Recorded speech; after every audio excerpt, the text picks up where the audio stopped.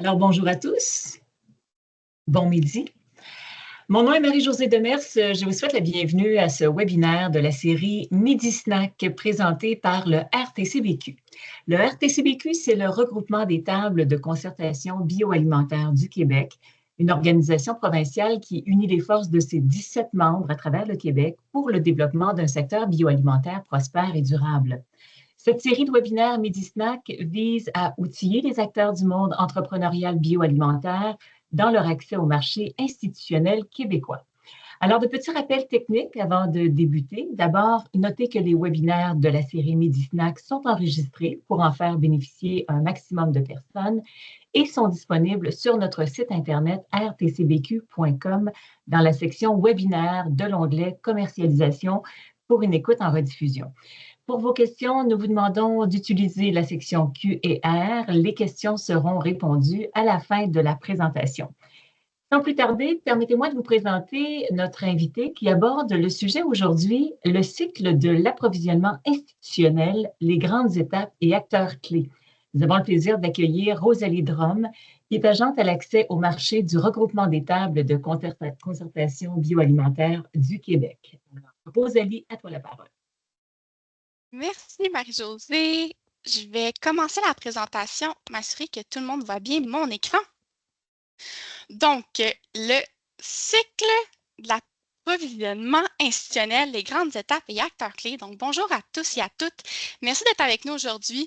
On va parcourir ensemble les grandes étapes pour se positionner sur le marché bioalimentaire institutionnel. Vous allez découvrir les acteurs clés qui peuvent vous accompagner dans vos démarches pour maximiser vos chances de succès. D'ailleurs, plusieurs d'entre eux sont présents avec nous aujourd'hui dans le webinaire. Donc, dans les questions qui vont être posées dans le Q&A, n'hésitez pas à cibler ces différents acteurs-là qui vont pouvoir peut-être vous apporter plus de précision. Donc, l'objectif du webinaire d'aujourd'hui, c'est que vous partiez avec des pistes concrètes pour avancer efficacement dans ce processus. C'est un gros checklist pour bien faire sa mise en marché institutionnelle. Donc, le cycle de l'approvisionnement institutionnel, voici les différents points qu'on va voir aujourd'hui. Je tiens à préciser que toutes ces étapes-là sont pertinentes. Cibler les secteurs intéressants pour votre offre, les produits, éco-responsabilité, logistique et distribution, emballage et étiquetage, augmenter sa visibilité et ses opportunités commerciales, ainsi que les types d'avis ou modes de sollicitation. Donc, comme je disais, ces étapes-là sont aussi pertinentes pour les entreprises que pour les institutions. Ça permet de prendre un pas de recul et d'apprécier davantage les produits locaux dans nos assiettes. En effet, vous avez remarqué qu'il y a beaucoup de travail pour voir ces beaux produits figurer dans les menus de nos institutions. Donc, ciblez les secteurs intéressants pour votre offre. Cette section-là sert à poser de cadre à la présentation. Comme dans une étude de marché traditionnelle, c'est essentiel de mieux comprendre les acheteurs potentiels pour la vente de votre produit.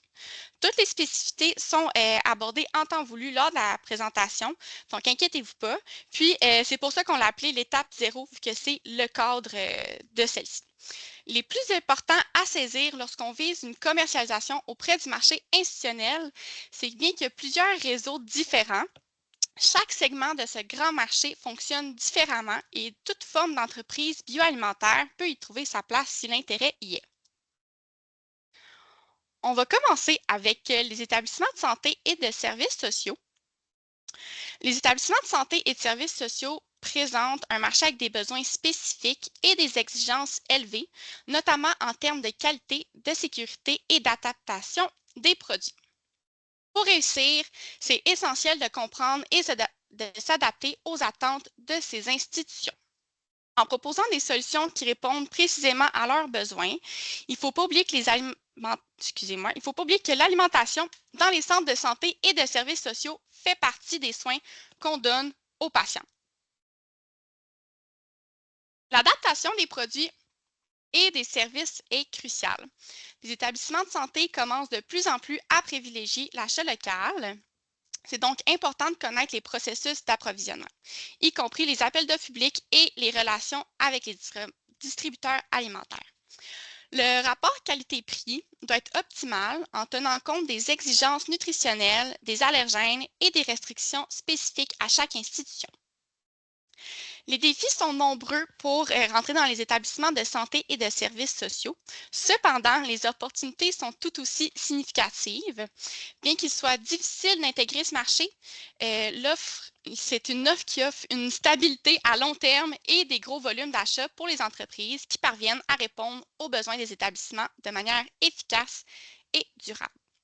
Il y a quelques acteurs clés qui peuvent être pertinents pour vous à contacter si vous êtes intéressé par les établissements de santé et de services sociaux.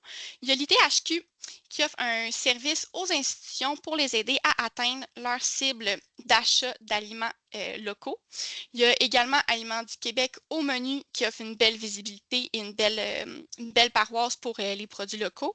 Puis, dans les entreprises, je vous suggère tout le temps, vous allez voir tout au courant de la présentation, de contacter votre table de concertation bioalimentaire de votre région. Ils sont équipés puis ils sont super, super, très importants, je vous dirais, pour la commercialisation. Ils peuvent vraiment vous aider à aller plus loin. On a aussi fait un midi snack à ce sujet-là par le passé, qui est la commercialisation dans le réseau de la santé, comment s'y prendre, qui est disponible sur le site web du RTCBQ. Si c'est quelque chose qui vous intéresse, vous pouvez aller le visionner. On va continuer avec les établissements d'enseignement primaire, secondaire et post-secondaire. Donc, dans les écoles, ça représente un marché en pleine expansion pour les produits alimentaires locaux et sains. C'est un secteur où il y a plusieurs enjeux qui doivent être pris en compte pour répondre aux besoins spécifiques des établissements, tout en respectant les contraintes budgétaires et logistiques. Les produits destinés aux écoles doivent avant tout répondre à des critères stricts de qualité nutritionnelle. C'est donc essentiel d'optimiser le rapport qualité-prix tout en maintenant des standards élevés en matière de santé.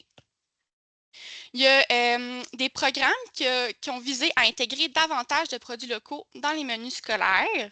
On peut penser au 100 degrés qui a été porté par M361, qui était dans le cadre d'un mandat du ministère de l'Agriculture, des Pêcheries et de l'Alimentation du Québec, le MAPAC, et c'est un projet porté par la SNAC, donc la Stratégie nationale d'achat d'aliments québécois. C'est un total de 110 écoles qui ont reçu un soutien et un accompagnement pour développer des partenariats avec des producteurs locaux et réaliser leurs projets étape par étape. Je vous invite à aller aller accéder à ce lien du M361 qui va vous être disponible à la fin de la présentation. Ça peut être intéressant d'aller voir les écoles qui ont participé, c'était quoi leur projet, puis d'être en contact avec eux également. On a fait aussi un webinaire à ce sujet-là qui est Percer le marché institutionnel scolaire, comment s'y prendre pour plus de détails. Donc, pour les établissements d'enseignement, le rôle des concessionnaires alimentaires et des producteurs locaux reste crucial dans l'approvisionnement. Il y a des défis de logistique tels que le manque d'espace de stockage ou des contraintes de livraison qui doivent nécessiter des solutions adaptées. Les écoles aussi peuvent collaborer avec des producteurs pour utiliser des espaces de stockage externes ou opter pour des produits pré-transformés qui facilitent la gestion des repas. Enfin, pour les établissements d'enseignement, il est important que les producteurs soient proactifs dans leur approche en se renseignant sur les opportunités existantes et en établissant des relations directes avec les écoles. En surmontant les obstacles liés à la gestion des coûts, de la logistique et du stockage, les producteurs locaux peuvent non seulement diversifier leur marché, mais aussi contribuer activement à une alimentation plus saine et plus durable pour les jeunes générations. Ce qui peut être intéressant aussi à prendre en note, c'est que les établissements d'enseignement ont souvent des menus cycliques qui sont faits de manière annuelle ou biannuelle. Donc, un peu prévoir le moment de contact avec ces établissements-là. Par la suite.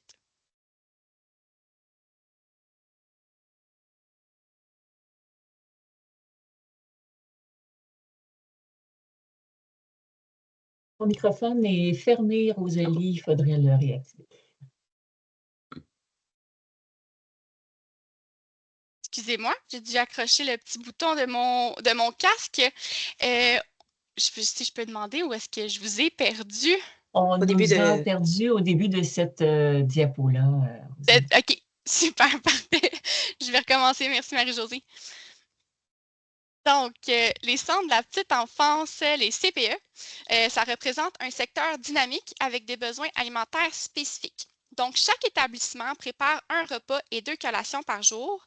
C'est souvent géré en autogestion. L'autogestion, c'est un mode d'approvisionnement qui ressemble beaucoup à celui de la restauration. Donc, ça peut être super intéressant à prendre en note. Cette flexibilité permet aux services de garde de prendre des décisions d'achat alignées avec leurs valeurs, leur budget et les habitudes alimentaires de l'équipe. En 2021, 79% des CPE effectuaient la majorité de leurs commandes auprès de distributeurs grossistes. Ce qui est intéressant, c'est que 87% étaient ouverts à scinder leurs achats pour inclure des fournisseurs locaux, à condition que le transport soit efficace et que le rapport qualité-prix soit compétitif. C'est un marché aussi qui offre une belle opportunité pour les producteurs locaux, en particulier si la livraison est rapide et que les commandes sont adaptées aux contraintes de stockage limitées. Les responsables de l'alimentation, les chefs, qui gèrent la plupart des commandes, apprécient les relations directes avec les fournisseurs et l'opportunité de découvrir de nouveaux produits. Les décisions d'approvisionnement se font aussi avec une attente particulière à la sécurité alimentaire et aux besoins nutritionnels des très jeunes enfants. Je vous invite à consulter le lien des petits ambassadeurs qui va également vous être partagé à la fin de la présentation pour plus de détails sur les bonnes pratiques de commercialisation auprès du réseau des services de garde éducatifs du Québec.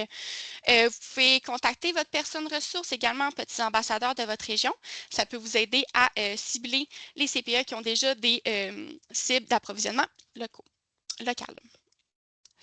Donc, suite à ça, lorsqu'il s'agit de cibler les secteurs pertinents pour votre offre, il est crucial de se poser les bonnes questions pour optimiser les chances de votre produit. Pour aborder cette section, j'ai le plaisir d'inviter ma chère collègue Mireille Najm, diététiste nutritionniste, qui occupe le rôle de chargée de projet pour l'accès au marché au RTCBQ.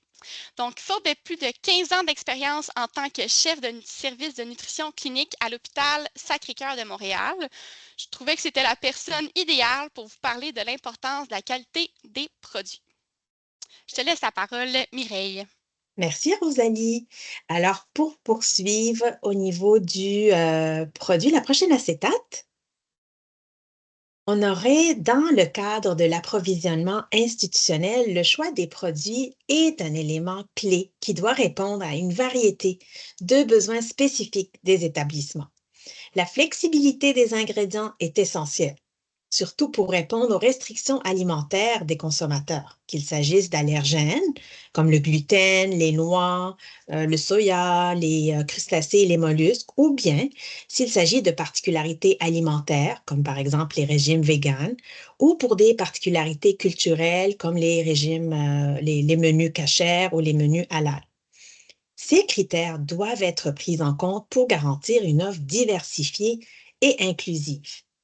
On peut retrouver de l'expérience que j'avais anciennement comme dans le réseau de la santé, il pourrait y avoir jusqu'à 100 régimes différents possibles dans un centre hospitalier, entre un menu pour les gens adaptés aux insuffisants rénaux, aux diabétiques, ou un régime sans fibres, sans résidus, aux faibles en gras. Près de 60% des fois des plats servis, c'est des menus spéciaux dans un établissement de santé. La qualité des produits, aussi, on voit que c'est un autre aspect fondamental. Et d'un point de vue nutritionnel, il est crucial que les produits apportent suffisamment de nutriments, tout en ayant des fois une faible valeur, par exemple, en additifs ou avec une richesse en fibres ou en protéines, dépendamment de ce qu'on recherche. La qualité sensorielle aussi est tout aussi importante. Le goût, la texture, l'apparence des produits doivent répondre aux attentes de nos consommateurs, qu'ils soient des patients ou bien des étudiants ou des résidents ou bien des usagers de différents services. En plus, l'hygiène et la salubrité alimentaire est primordiale.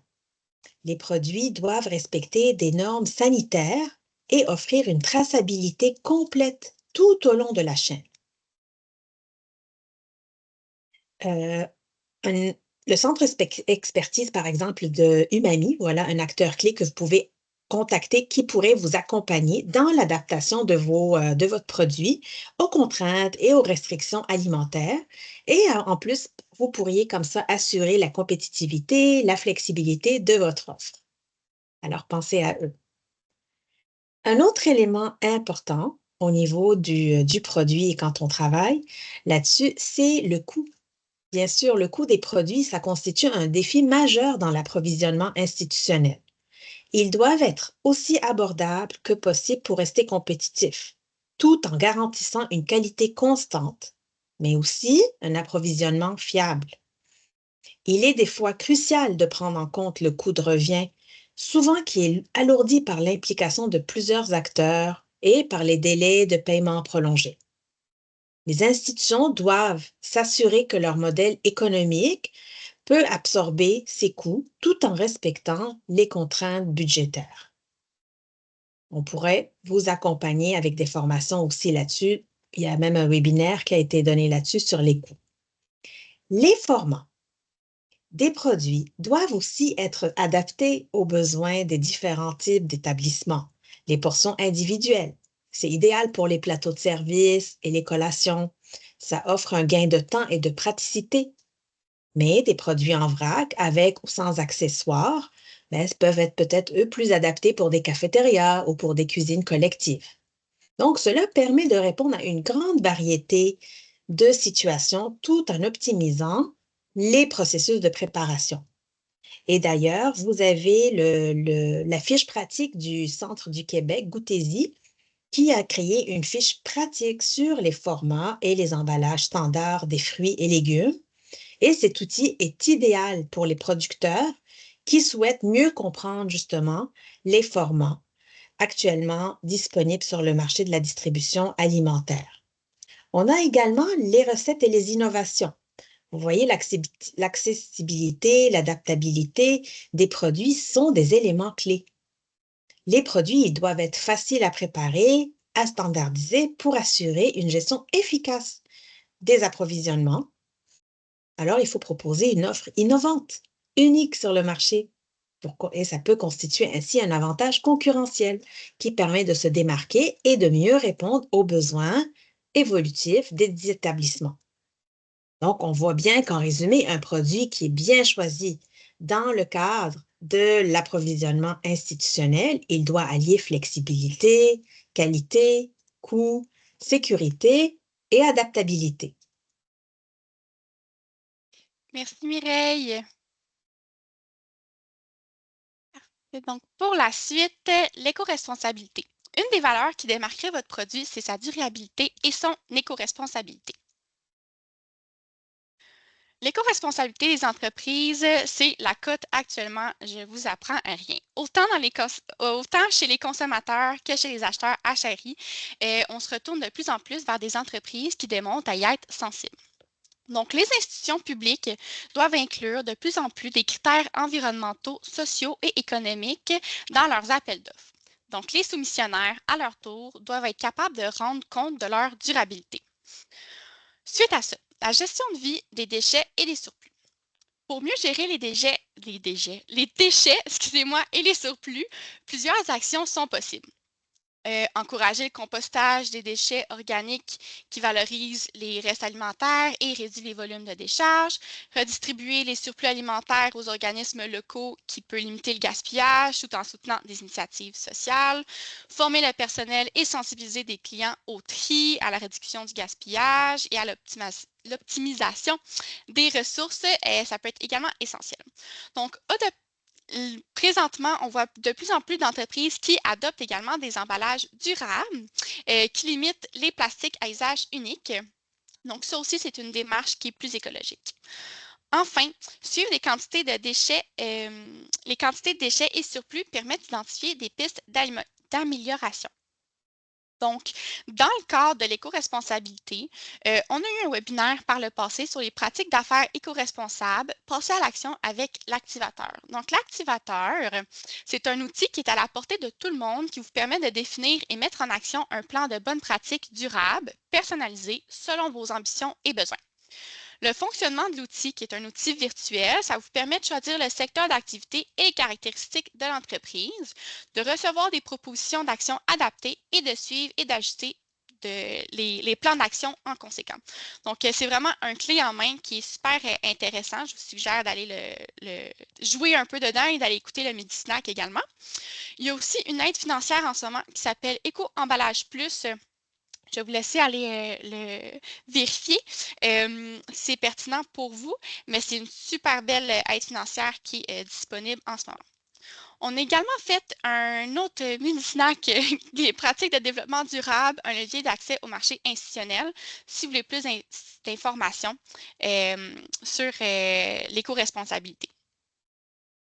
Donc, lorsque votre offre est bien établie, il faut déterminer sa stratégie de distribution. Comprendre les coûts de la distribution institutionnelle. Donc, dans le secteur institutionnel, les coûts de la distribution incluent non seulement les frais de transport, mais aussi les marges de distributeurs et les frais de logistique associés à la gestion des commandes et des retours. Les frais de transport peuvent varier considérablement en fonction de la distance entre le producteur et l'institution, le volume des produits et les options de livraison choisies. Les producteurs doivent prendre en compte que ces coûts dans leur secteur tarifaire afin de s'assurer qu'ils peuvent offrir des prix compétitifs tout en maintenant une rentabilité. De plus, les marges appliquées par les distributeurs sont souvent influencées par la concurrence et les relations commerciales entre le producteur et le distributeur. Optimisation des chaînes d'approvisionnement. Donc, ça, c'est essentiel pour maximiser l'efficacité et minimiser les coûts. C'est important de choisir des partenaires logistiques qui partagent une vision commune de la gestion des stocks et de la distribution. Ça inclut une gestion précise des stocks pour éviter à la fois des ruptures et des excédents de produits qui peuvent entraîner des pertes. En outre, une bonne communication avec les distributeurs permet d'ajuster les volumes et les fréquences de livraison en fonction des besoins des institutions, assurant ainsi une réactivité accrue aux fluctuations de la demande.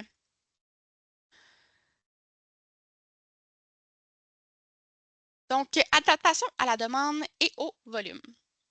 Les institutions ont des besoins spécifiques en termes de volume et de fréquence de livraison. Les producteurs doivent être capables de s'adapter à ces demandes qui sont fluctuantes et qui impliquent souvent des capacités de production flexibles et une gestion de la logistique adaptée. Par exemple, une institution peut demander des livraisons hebdomadaires ou bi-hebdomadaires. Ça peut influencer la façon dont le producteur organise sa production et ses expéditions. La gestion de ces volumes de manière fluide et sans erreur est essentielle pour maintenir une bonne relation avec les institutions et éviter des retards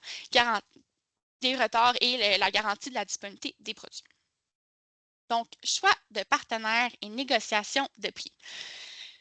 Le choix des partenaires distributeurs joue un rôle central dans la réussite de la logistique institutionnelle. Il est crucial que le producteur établisse des relations solides avec le distributeur et qu'il négocie des termes avantageux tout en maintenant un service de qualité. Les distributeurs influencent les marges, les délais de livraison et la qualité du service, ce qui a un impact direct sur la satisfaction des institutions. En outre, la négociation des prix doit prendre en compte non seulement les coûts de production et de transport, mais aussi les coûts liés aux services supplémentaires comme la gestion des retours et la livraison express. Le rapport qualité-prix devient donc un élément clé pour les producteurs afin de rester compétitifs sur le marché. C'est tous des détails qui illustrent bien l'importance de comprendre la structure des coûts pour réussir la logistique et la distribution institutionnelle, tout en optimisant les ressources et en assurant une rentabilité durable. Pour accéder au marché, c'est possible de contacter directement les responsables du marchandisage chez les distributeurs ou, de manière indirecte, de passer par des clients existants ou des regroupements pour introduire vos produits. C'est essentiel que le packaging, l'emballage, répondent aux normes du distributeur et des clients finaux, en mettant l'accent plus sur la fonctionnalité et la conformité plutôt que sur le design. Les distributeurs privilégient également des produits innovants et différenciés avec des certifications locales ou bio ayant un impact sur la décision d'achat. Enfin, logistique et distribution, une communication réactive et organisée est clé avec une équipe dédiée pour gérer les questions, problèmes de qualité et demandes spécifiques. On a eu un super webinaire qui était très, très pertinent sur démystifier la grande distribution pour accéder au marché institutionnel. Si vous voulez plus de détails, je vous suggère à nouveau d'aller le visionner. On va regarder ensemble cette courte vidéo du CIBIM, du hub du CIBIM, excusez-moi. C'est super intéressant, puis je vais laisser ça, tout s'explique dans la vidéo.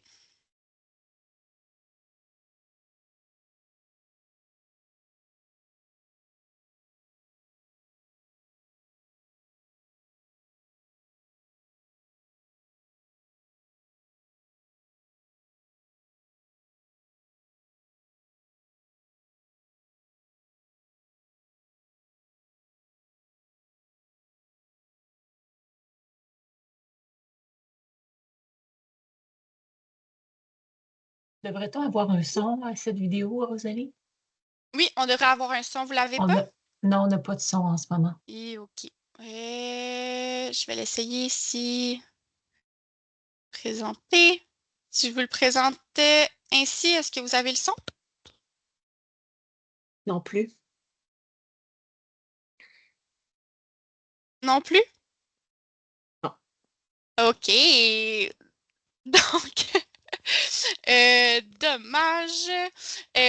Dans le fond, le hub du Carrefour bioalimentaire Carrefour de l'industrie bioalimentaire de l'île de Montréal, c'est une On belle a un commentaire, Rosalie, Oui, ici. On nous Tu dois aller. indique que c'est dans les options de la réunion que tu dois partager ton son.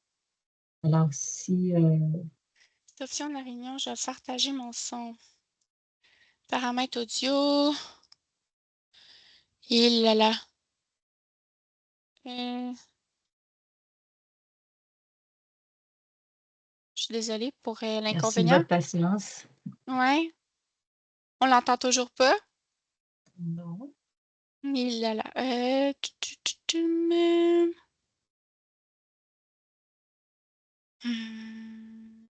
C'était bien parti pour l'expliquer. À la limite, Rosalie, on Ouais, peut hein? continuer. OK.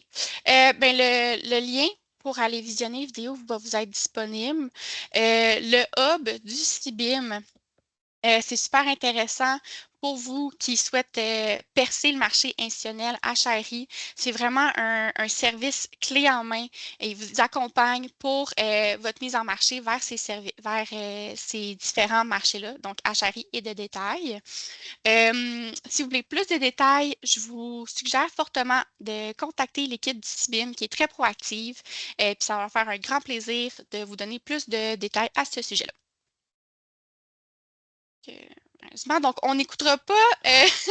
J'avais une deuxième petite vidéo, mais évidemment, on ne l'écoutera pas parce qu'il n'y a pas de son.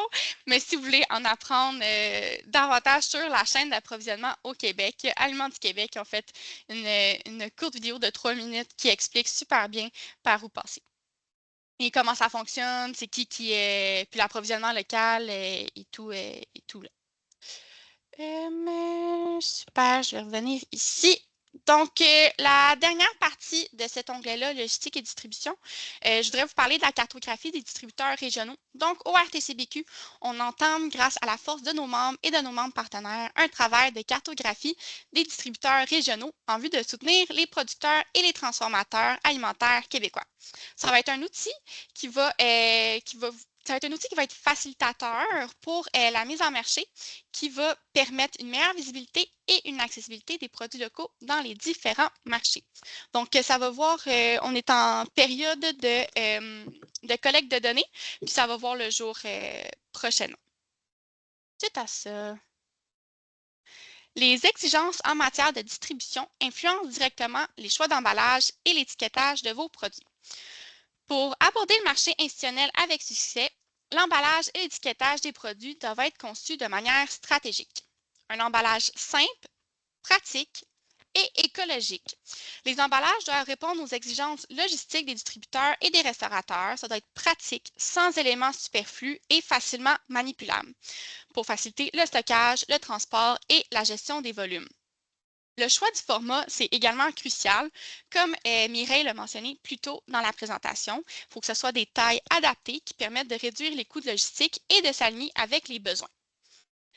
C'est essentiel que l'étiquetage fournisse des informations claires et complètes comme les ingrédients, valeurs nutritives, traçabilité et les certifications.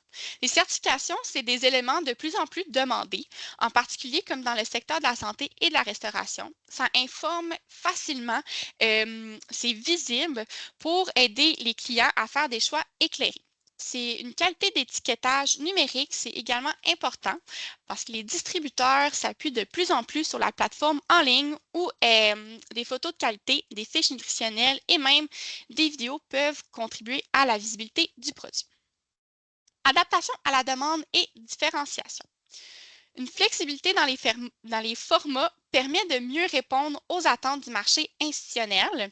Les emballages pratiques, comme le sous-vide ou des formats précoupés, facilitent l'utilisation et la transformation en cuisine, ce qui peut être un atout majeur pour capter l'intérêt des chefs et gestionnaires des services alimentaires.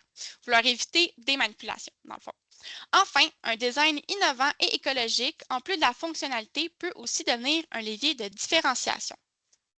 En résumé, pour percer le marché institutionnel, l'emballage et l'étiquetage doivent allier simplicité, durabilité, visibilité des informations, tout en adaptant les formats et en valorisant l'identité du produit.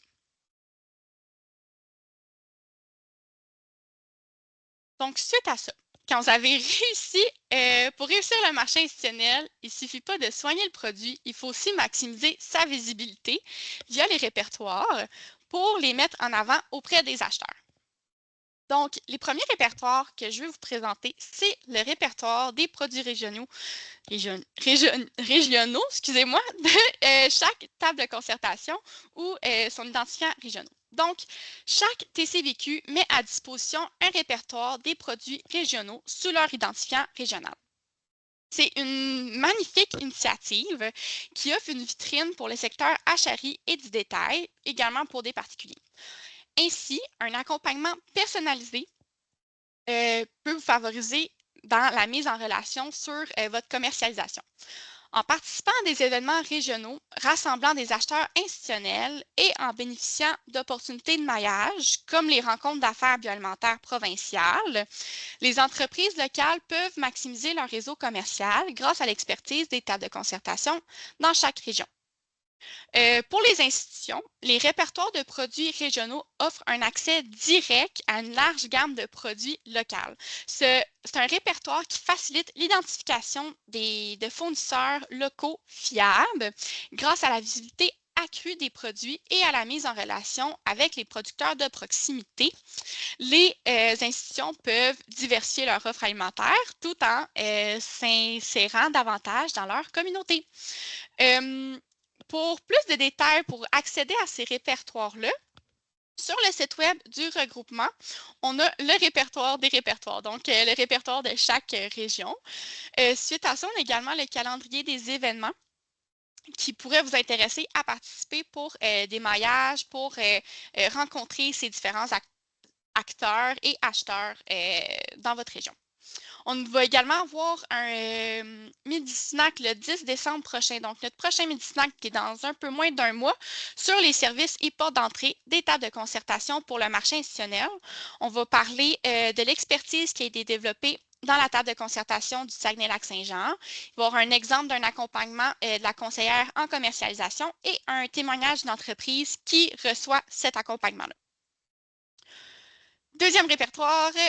Je voulais vous présenter les logos, les identifiants régionaux.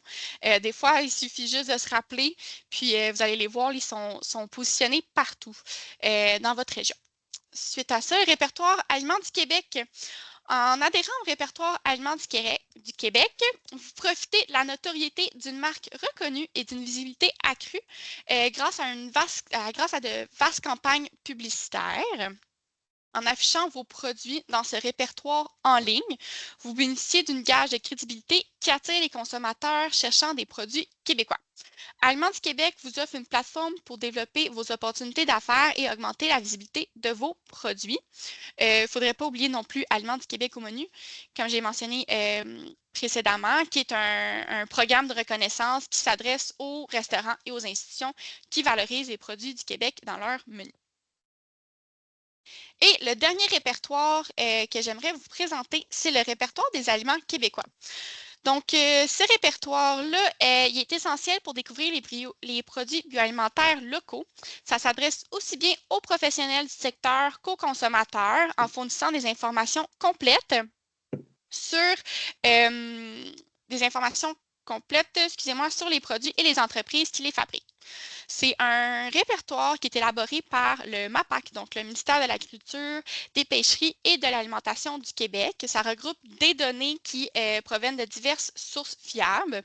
Donc, ça répond à un besoin d'information pour les acheteurs professionnels et des consommateurs, tant qu'au Québec qu'à l'international. Vous pouvez vous inscrire au RAC, inscrire votre entreprise, vos produits au RAC. C'est une belle opportunité. C'est un gage de crédibilité particulièrement apprécié par ceux qui cherchent à acheter des produits locaux de qualité. Donc, autant pour les institutions que pour les acheteurs, ça constitue une référence incontournable pour découvrir les fournisseurs fiables et promouvoir des produits du Québec dans leur offre. On a également eu un webinaire à ce sujet-là qui est sur le site web du RTCBQ. Donc, la dernière étape, le gros checklist, on y arrive, c'est la dernière étape de votre démarche pour accéder au marché institutionnel consiste à maîtriser les différents types de ventes. Donc, on va aborder 3 différents types de ventes dans le cadre du webinaire d'aujourd'hui. Donc, le premier, c'est l'appel d'offres sur invitation. Donc, l'entreprise est invitée dans l'appel d'offres sur invitation à soumettre une offre parmi un groupe restreint de fournisseurs préalablement sélectionnés par l'acheteur public. Donc, on peut comprendre sur l'appel d'offres sur invitation qu'il faut qu'il y ait un travail en amont, connaître les acheteurs, avoir déjà participé aux événements de maillage et tables de concertation, mettre de l'avant votre produit. Le contrat gré à gré, c'est des contrats qui sont attribués pour des montants inférieurs au seuil des appels d'offres publics et qui ne sont pas publiés avant la finalisation. Donc, l'attribution se fait directement entre l'acheteur et le fournisseur. Encore là, d'où l'importance de participer aux événements de maillage parce qu'il faut que les acheteurs connaissent déjà votre produit, surtout dans les contrats gré à gré où ils doivent prouver que seulement votre offre peut répondre aux critères de l'appel. Puis, finalement, l'appel d'offres public, c'est destiné à tous les fournisseurs. C'est un appel d'offres qui sont attribués principalement du côté bioalimentaire sur le prix uniquement. Donc, le plus bas soumissionnaire, c'est souvent lui qui va gagner ces appels d'offres publics-là. Donc, d'où l'importance qu'on parlait précédemment sur qualité-prix. Donc, l'approvisionnement des biens, tout organisme public, c'est à partir de 33 400 qui doit faire un appel d'offres public. Approvisionnement, biens, éducation et santé, c'est à partir de 133 800 Donc, tous ces avis sont publiés sur le site du SAO, Système électronique d'appel d'offres. La première question qui peut être pertinente à se poser en tant qu'entreprise, c'est quoi la moyenne de mes contrats que j'ai présentement? Ça va pouvoir vous aider à vous positionner, excusez-moi, sur les différents types de contrats que vous allez pouvoir répondre. Ça va vous permettre vraiment d'élaborer une stratégie à ce sujet-là. Les marchés publics repose sur des principes qui garantissent la transparence, l'équité et la compétitivité. L'objectif, c'est d'assurer une gestion rigoureuse et responsable des fonds publics. Donc, toutes les informations sont publiques sur le site du SAO. C'est une incroyable mine d'or pour trouver des informations et des contrats qui ont été acceptés dans le passé. Donc, si vous voulez consulter le SAO pour repérer les appels d'offres qui ont été faites par le passé, qui pourraient être pertinents pour vous aujourd'hui, c'est un peu comme une étude de marché. Ça peut vraiment vous aider dans ce cadre-là. Avant de soumettre une offre, avant de répondre à un appel d'offres, c'est essentiel de vérifier si votre entreprise est prête à répondre aux exigences du marché public. Donc, évaluer si l'entreprise a des ressources nécessaires, s'assurer que l'entreprise respecte les exigences fiscales et administratives, etc. Donc, pour les acteurs clés, on a le MEIE sur leur site web qui offre des outils et des formations, dont des checklists, des formations qui sont en ligne que présentielles, qui va être super intéressante pour vous à aller vous informer. Il y a Investissement Québec aussi qui ont des conseillers en approvisionnement qui sont là pour vous accompagner face à ces appels d'offres publics. On va également avoir un webinaire Midi-Snack à ce sujet-là le 14 janvier prochain. Puis, on a déjà eu aussi un webinaire sur remporter les appels d'offres publics, comment vendre au gouvernement du Québec, qui a été fait par le passé. Je vous suggère d'aller le regarder. Donc, on arrive à la fin de la présentation. C'est un gros cycle. J'espère que ça n'a pas été trop d'informations, que je n'ai pas bombardé trop, mais je trouve que c'est super intéressant de vraiment faire le cycle, de se poser les questions. Est-ce que je suis passée par cet acteur-là? Est-ce que mon produit peut avoir la flexibilité pour atteindre ce secteur-là? Est-ce que j'ai pensé à contacter telle personne? Donc, super intéressant. La fiche résumée que vous voyez à votre écran en ce moment, je vais vous la partager dans la conversation. Donc, elle va être à votre disposition. Puis, elle va être à votre disposition également sur le site web du RTCVQ pour une consultation à tout moment. Merci beaucoup, Rosalie. Tu parles de cette fiche donc finale qu'on aura l'occasion de consulter, c'est bien ça? Et Exact. est-ce que ça comprend l'ensemble des liens qui étaient là, le pertinent dans le document là, au complet? Oui. Donc, tous les liens, là, ça va être un document PDF que vous allez pouvoir cliquer sur le petit émoticône ici avec l'acteur, on dirait un petit représentant de centre d'appel. Puis, tous les liens sont disponibles pour visionner puis aller chercher les outils ou les personnes contacts.